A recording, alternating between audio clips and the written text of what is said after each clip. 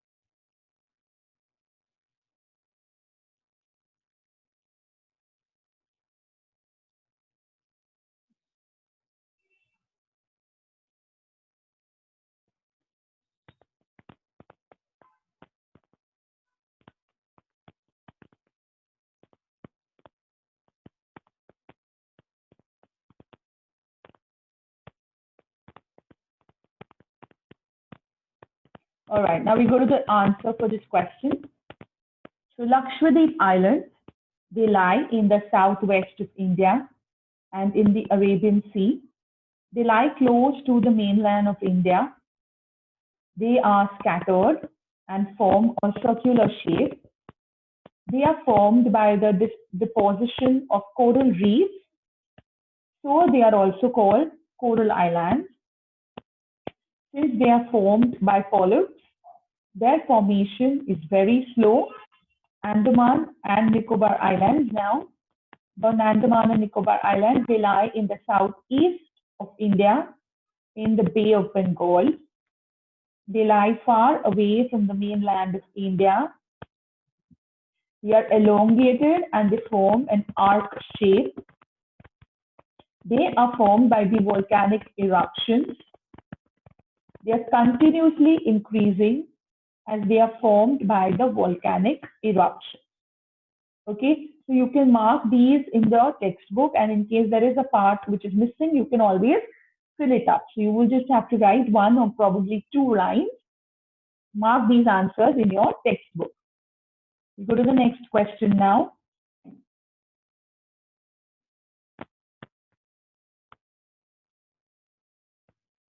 Classify northern plains on the basis of the relief. I repeat, classify northern plains on the basis of relief. We need another 30 to 45 seconds for you to answer this question.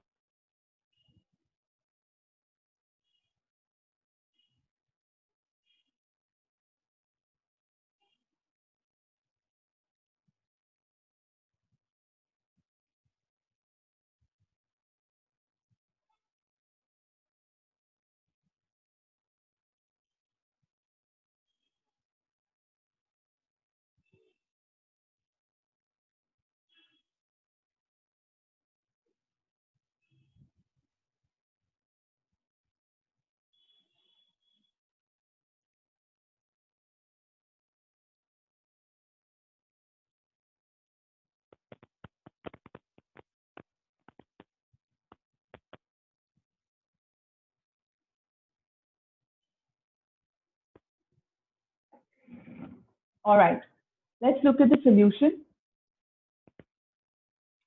According to the variations in relief features, the northern plains can be divided into 4 regions: Bhabar, Terai, Bhangar, and Khaddar. In Bhabar, the river, after descending from the mountains, deposits pebbles in the narrow belt of about 8 to 16 kilometers in width that lies parallel to the slopes of Shivalik. This is known as Bhabar. In Terai, all the streams disappear in this Terai belt. Disappear in the Bhabar belt. South of this belt, the streams and rivers re-emerge and they create a wet, swampy, and marshy region. This region is known as Terai. Bhangar, the largest part of the northern plain, is formed of older alluvium. It lies above the floodplains of the river and presents a terrace-like feature. This part is known as Bhangar. Next is Khaddar. The soil in this region contains calcareous deposits, locally known as Kankar. The newer, younger deposits of the floodplains are called Khaddar. They are renewed almost every year and so are fertile, thus ideal for intensive agriculture. All right, so these are the 4 regions that you have to tell about when your question is on the relief features of the northern plains. All right.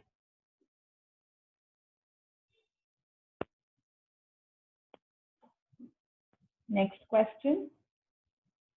How different physiographic divisions are complementary to each other? Very nice. You have so many physical features. How do these physical features complement each other? How do different physiographic divisions complement each other? Okay, so we wait another 30 seconds to 45 seconds till you all find the answer.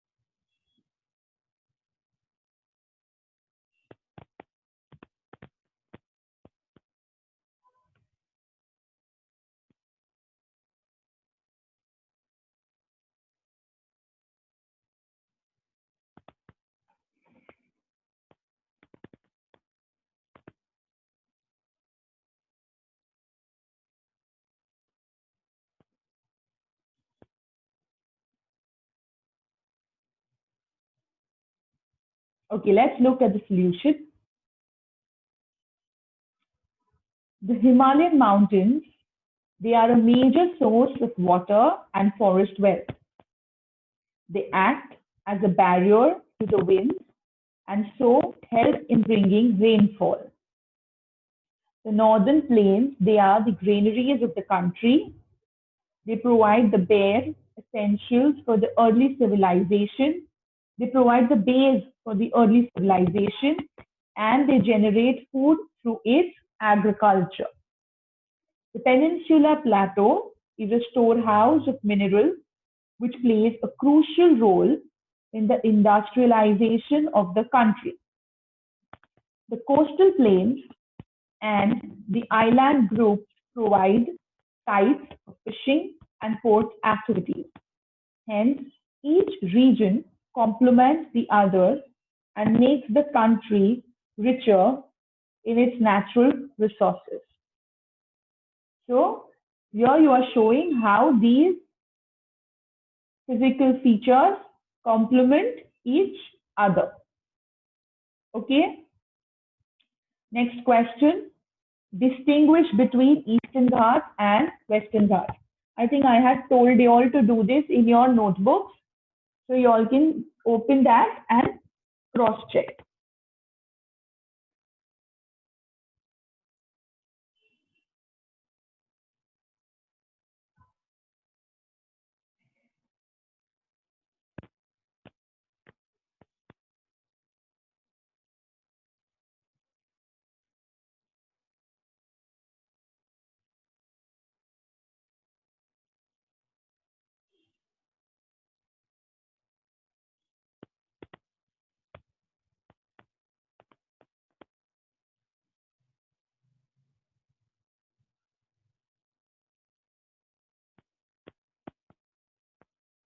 All right, because you all have already done this previously, I'm not going to wait longer. Look at the solution. In Eastern Ghats, it extends from Bay of Bengal to Kanyakumari. Western Ghats extends from Gujarat to Kerala. Average height of Eastern Ghats is 600 meters. Average height of Western Ghats is 900 to 1000 meters. Eastern Ghats causes orographic rainfall. Eastern Ghats does not cause orographic rainfall. Western Ghats causes orographic rainfall. Eastern Ghats are irregular. Western Ghats are continuous. All right. Next question. Describe the three parallel ranges of Himalaya. Describe the three parallel ranges of Himalaya.